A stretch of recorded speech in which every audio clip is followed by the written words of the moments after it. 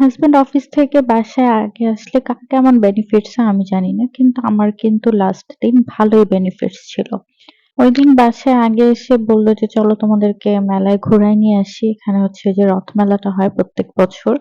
তো বাচ্চা-কাচ্চা রেডি করে আমরা রেডি। এখন হচ্ছে রিক্সা খুঁজছিলাম। আর আরহামকে হচ্ছে এখন আমরা সব জায়গায় নেওয়ার ট্রাই করি। যেন বাইরে used to হয়, ভয় না পায়। আর ওর ব্যাগে সুন্দর মতো থাকে। তো চলে যাচ্ছিলাম হচ্ছে রথমেলার দিকে। আর ঢুকে কোনো কিছু তেমন ঠিকঠাক মতো রেকর্ড করা হয় নাই। জাস্ট শর্ট যে ক্লিপ গুলা নিতে পেরেছি সেগুলাই হচ্ছে এড করে দিচ্ছি। কারণ কোলে দারুইশ ছিল। আর এত ভিড় ছিল যে বাচ্চাদেরকে আসলে কোনোভাবে কোল থেকে নামানো যাচ্ছিল না ওকে। তো সবকিছু ঘুরে, ঘুরে দেখছিলাম অ্যান্ড এই মেলার যেটা সবচেয়ে বেশি আই ক্যাচিং ছিল সেটা হচ্ছে ডেকোর আইটেম গুলা।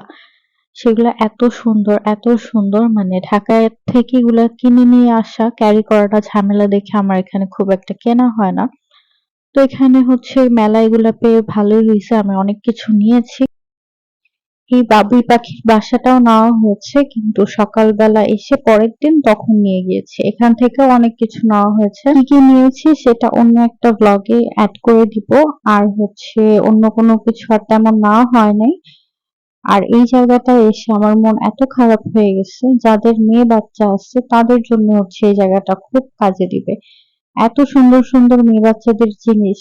যাই হোক আমার তো মেয়ে নাই তো আমার এগুলো আর নেওয়াও হয় নাই। লাস্টে আসার সময় হচ্ছে অনেকগুলো আচার নিয়ে তারপর আমরা বাসায় চলে আসছি। তো এটাই ছিল আমার ছোট্ট একটা blog. Thanks for watching. By.